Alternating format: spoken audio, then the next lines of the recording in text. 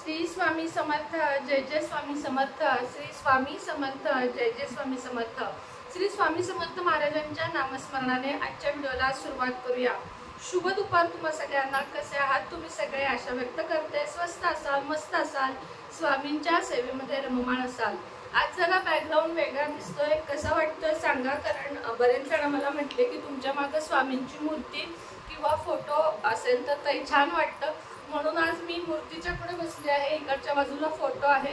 हा बॅकग्राऊंड छान वाटत असेल तर यापुढे इथंच मी व्हिडिओ करत जाईल, तर नक्की कमेंटमध्ये सांगा की कसं वाटत आहे। चला आता आजच्या व्हिडिओला सुरुवात करूया।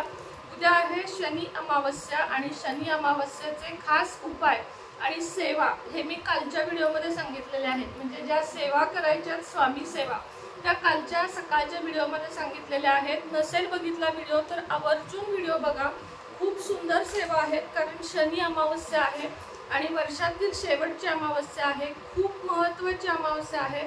दुर्मिळ असतात, शनी अमावस्या 2 किंवा 3च येतात आणि त्या दुर्मिळ असतात, त्यामुळे त्या दिवशी केलेले उपाय हे जास्त कामी येतात। आता एक लक्षात घ्या की आपण सगळेजण स्वामी सेवेकरी आहोत। आपण अंधश्रद्धांना कधीही खत पाणी घालत नाही।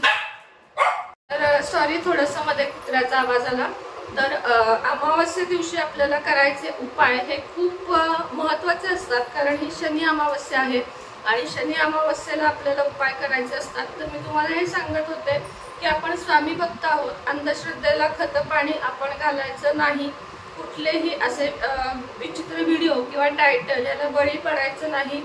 अमावस्या ही बिलकुलही वाईट नसते। तुम्हाला सगळ्यांना माहिती आहे की अमावस्येला दिवाळीचं लक्ष्मीपूजन होतं आणि जे काही वाईट शक्ती असतात, करणी बाधा हे आपल्या स्वामी सेवेकरांच्या घरामध्ये तर कधीच येऊ शकत नाहीत। ना आपण कुणावर करतो ना आपल्यावर कुणी करू शकतं। इतकी दत्त सेवा आणि स्वामी सेवा यामध्ये ताकद आहे आणि त्यासाठीच तुम्ही दररोज स्वामी सारामृताचे 3 अध्याय, 11 माळी जप आणि तारक मंत्र हे घरात चुकवू नका। तारक मंत्राचं पाणी घरातल्या सगळ्यांना पाजा, बघा तुमच्या घरामध्ये किती सुंदर त्याचा इफेक्ट होतो। त्याचप्रमाणे घरामध्ये रोज हनुमान चालीसा यूट्यूबला लावून द्या। हनुमान चालीसाने सुद्धा घरातलं सगळं काही निगेटिव्हिटी निघून जाते। अमावस्येला हनुमान चालीसाचे 11 पाठ करा, कालभैरव अष्टकाचे 11 पाठ करा। या सगळ्यामुळे तुमच्या आयुष्यामध्ये खूप चांगला रिझल्ट येईल। त्याचप्रमाणे उद्यासाठी तुम्हाला 2 उपाय मी आता सांगणार आहे। पहिला उपाय म्हणजे एक नारळ घ्यायचा आहे, शेंडी सहित म्हणजे साली सहित, बिन सालीचा घ्यायचा नाही। आणि तो जो नारळ आहे तो घरातल्या प्रत्येकावरून, अगदी घरात तुमच्या जितके मेंबर आहेत त्यांच्यावरून 7 वेळा अँटी क्लॉकवाईज म्हणजे उलट्या दिशेने, घड्याळाच्या उलट्या दिशेने फिरवायचा आहे।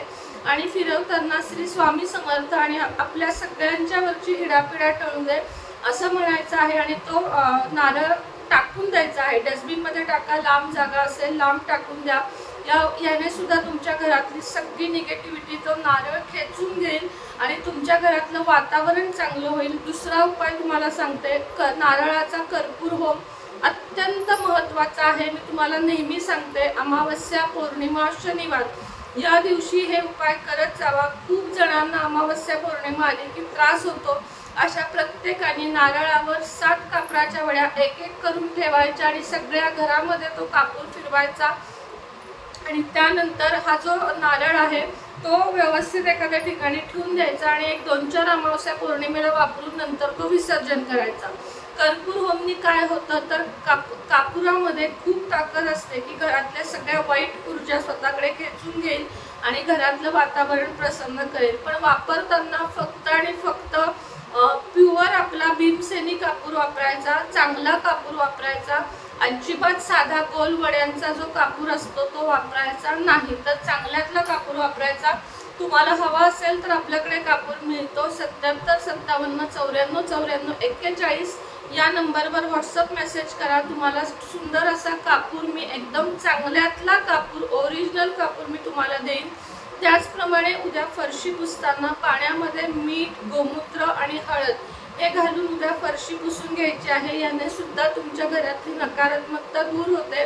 उद्या दरवाजामध्ये तुम्हाला 2 दिवे लावायचे आहेत। त्याचप्रमाणे मारुती मंदिर, स्वामींचं मंदिर किंवा दत्त मंदिर इथे जाऊन तुम्हाला सांगितल्याप्रमाणे नारळ, कापूर आणि अगरबत्ती हे देऊन यायचं आहे आणि महाराजांना मुजरा करून महाराजांजवळ प्रार्थना करायची आहे की आमच्या घरात जी काही संकटे आहेत, जी काही इडापिडा आहे ती सगळी टळून जाऊ दे आणि घरात सुखशांती लागू दे। शनी अमावस्या आहे म्हटल्यावर पितृसेवा विसरून चालणार नाही।